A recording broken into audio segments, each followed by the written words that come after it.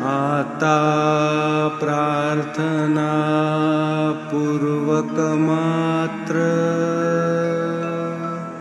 घालितो मी दंडवत ते मान्य हो आपणा प्रत पुण्यश्लोका साईनाथा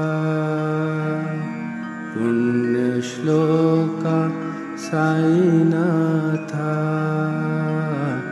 पुण्यश्लोका साईनाथा. இந்த ஓவியின் பொருளாவது, இப்போது பிரார்த்தனையோடு சாஷ்டாங்கமாக தண்டனிட்டு உமக்கு நமஸ்காரம் செய்கிறேன். ஓ புனிதமான மந்திர வடிவாக விளங்கும் சாயிநாதா, அதனை தாங்கள் ஏற்றருள்வீராக என்று ஸ்ரீ தாஸ்கனு மகராஜ் போற்றுகின்றார்.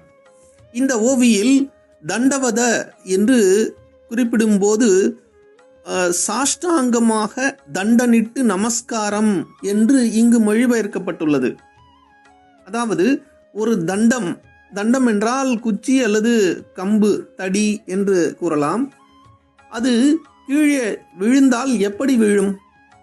நேராக இருக்கக்கூடிய ஒரு தண்டம், கம்பு அல்லது குச்சி கீழே விழுந்தால் அதனுடைய அனைத்து பகுதியும் பூமியில் படுவதாக, அதாவது அதனுடைய அடியும் முடியும் தவிர்த்து ஏனைய அனைத்து பகுதியும் பூமியில் படுவதாக இருக்கும். அப்படியே விழுந்து வணங்க வேண்டும். அதை அப்படியே மொழிபெயர்த்தால் தண்டவத என்பதை நெடுஞ்சான் கிடையாக என்று கூற வேண்டும்.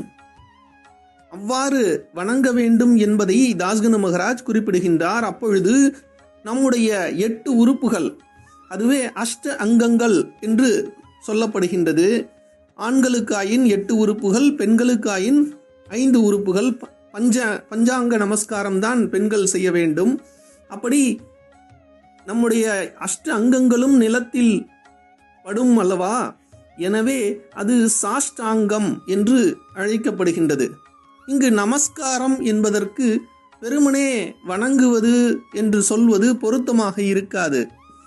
ஏனெனில் நமஸ்காரம் என்ற வார்த்தையை பிரித்தால், எட்டிமாலஜிக்கலாக அதை பிரித்து பார்த்தால், ந மமஸ்காரம், அதாவது ந என்றால் இல்லை என்று பொருள், மமஸ்காரம் என்றால் என்னுடையது என்று பொருள்.